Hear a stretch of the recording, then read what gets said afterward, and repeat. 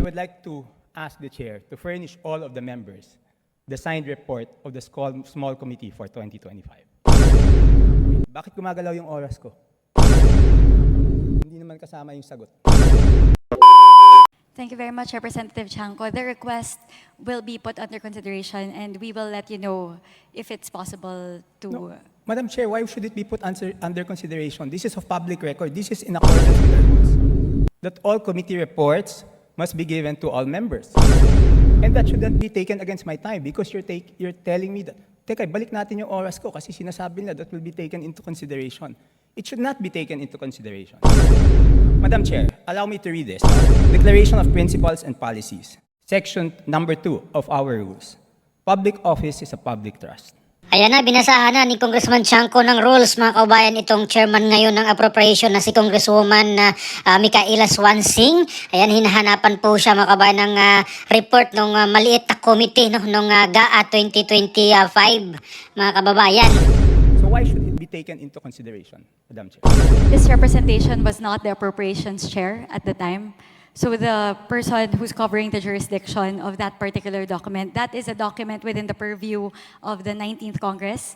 Given that we've now crossed over to the 20th Congress, we would need to consider that request. Madam Chair, that's not acceptable. This is public records. Pareho pa naman yung COMSEC natin. At yan dapat linalagay sa archives. Do I have to read the rules again regarding archives of all documents? So may ang daming violation, Madam Chair. Walang record, hindi binigay. Ngayon, it's not readily available. Walang record sa archives. Ano to, sikreto? Again, this representation was not the Let's ask the appropriations committee chair. Let's ask at the committee secretary, where are the signed records of the 2025 small committee report? Ayan na, hindi natitigilan ni Congressman Chanco, mga kababayan, no, na hanapin yung report ng small committee na iyon. Yun po yun, mga kababayan, yung kanyang isiniwalat na doon daw nangyari itong mga kababalaghan ng insertion. Madam Chair, simple lang to. Kung electronic copy, dapat lahat may electronic copy. So dapat i-email sa amin lahat within 5 minutes, di ba? Pero in fairness naman dito kay Congresswoman Swansing, hindi naman siya yung chairman ng appropriation no, nung 19th Congress. Si Saldico, yun mga kababayan, siya yung chairman nung appropriation no, nung nakaraang Congress, nung 19th Congress. Meeting suspended. As a response to the Honorable Chanco, we will look into the records and look at the particular item. The subject matter of today's hearing is the briefing on the 2026 budget. So this is an internal matter that may be taken up with the Committee on Appropriations separately.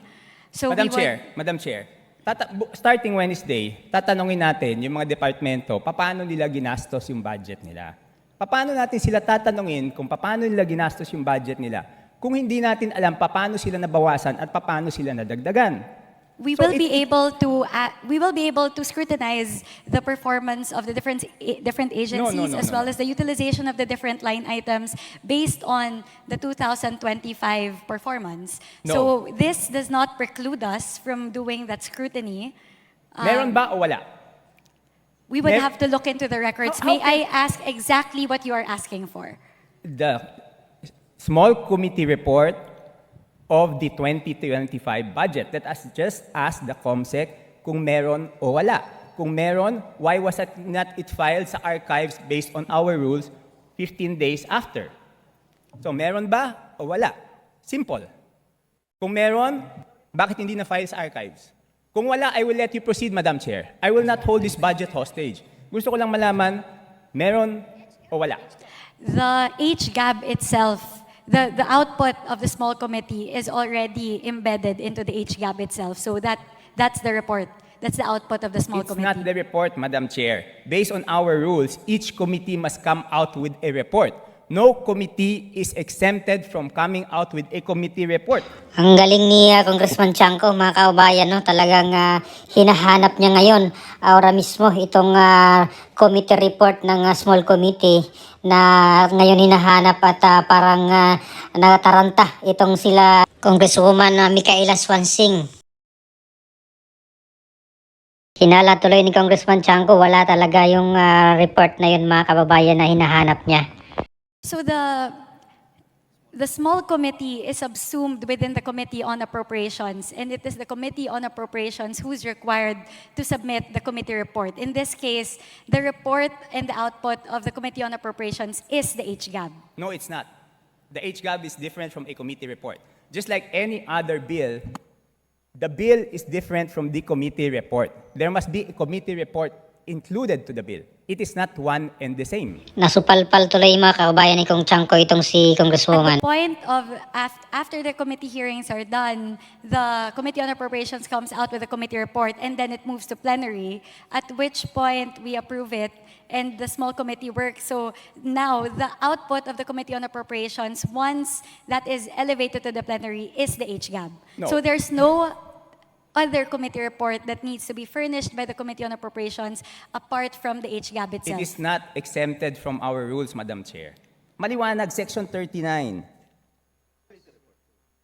Gusto niyo basahin niyo? Okay, I will ask the committee secretariat, how many meetings were held? There were 2 meetings. 2 meetings. Did you follow, nasaan yung minutes ng meeting? Kaya nasaan daw yung minutes ng meeting na iyon? 2 times daw sila nag-meeting mga kaubayan. Ngayon hinahanapan ng ebidensya ni Kong Chanko itong minutes ng meeting na iyon. Where were the meetings held? What date? Nakko, nakakakaba naman ito. Iba po yun eh, kasi tignan nyo yung BICAM. Di ba may BICAM report? Doon sa BICAM report, teka muna, ba't umaandaw yung oras ko? Hindi pa nila natatapos yung isyong rineraise ko.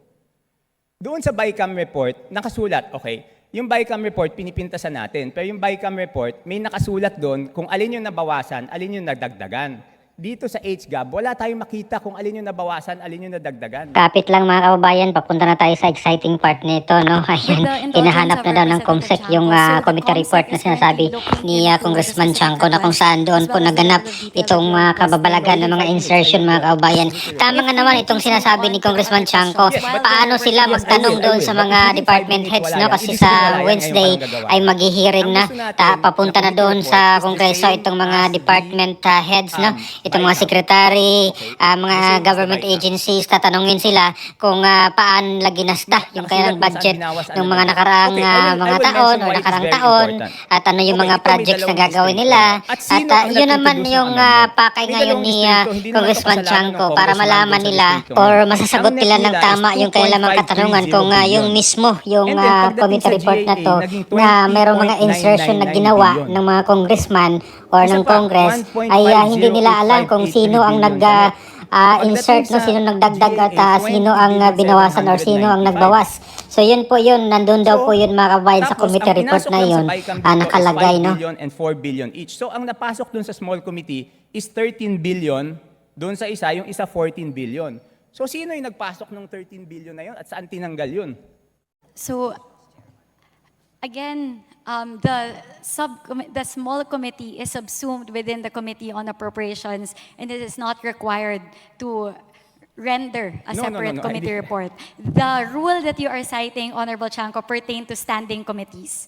And the mother committee in this case of the small committee is the Committee on Appropriations. Yes, but did we exempt the Committee on Appropriations not to submit a committee report? No.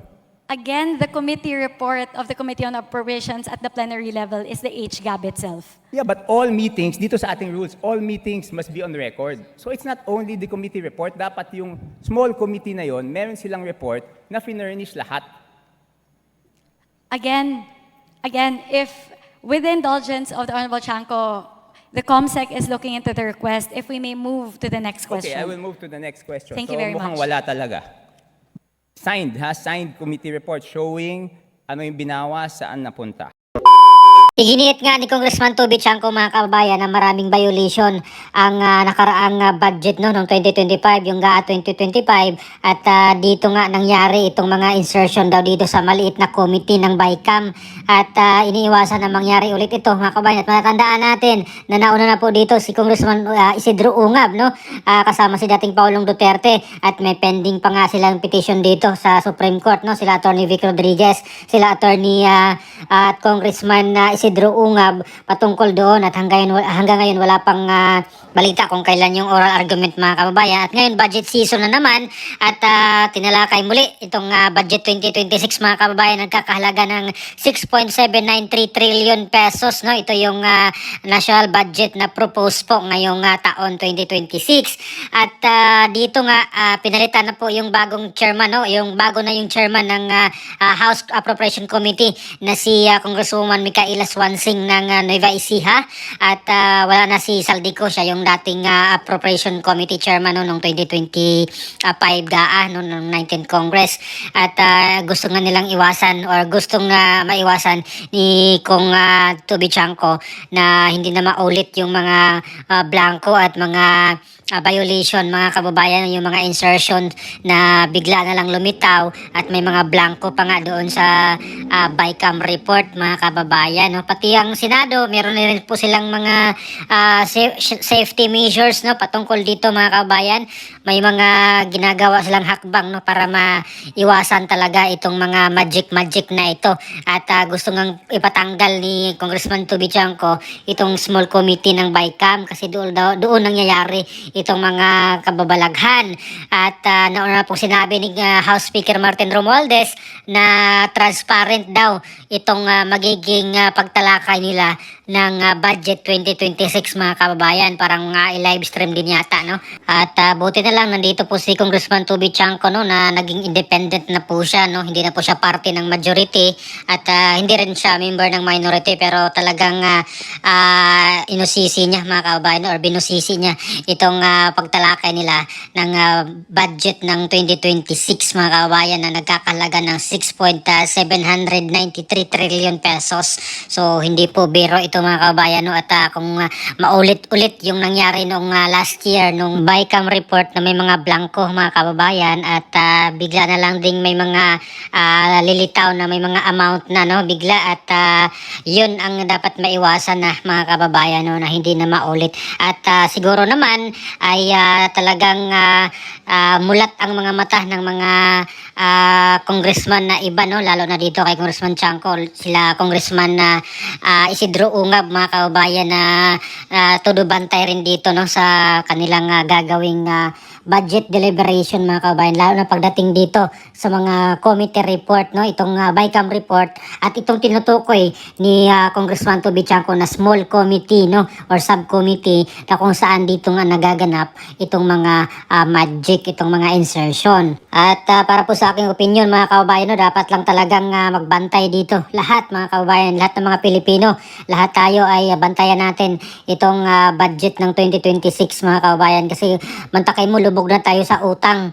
Ilang trilyon na yung utang natin ngayon at itong mga ilang mga politiko na may mga balak na magpayaman, magkukurap lang ay talagang sana matigil na mga kababayan, no? At sana mapunta sa tamang mapuntahan itong pera ng bayan mga kababayan. Idagdag mo pa yun yung mga nasayang na pera ng taong bayan na napunta dito sa mga palpak na mga flood control ay yung mga kontraktor at mga korap na politiko yung nakinabang, no? Talagang sila yung pinagpala, pero yung mga Pilipinong ordinaryo ay patuloy pa rin sa paghihirap at halos hindi na makabili ng pagkain dahil sa pagmahal ng presyo, no, mga kababayan. So yung mga dapat ganito, bantayan na, hindi na tayo magpatumpik-tumpik pa.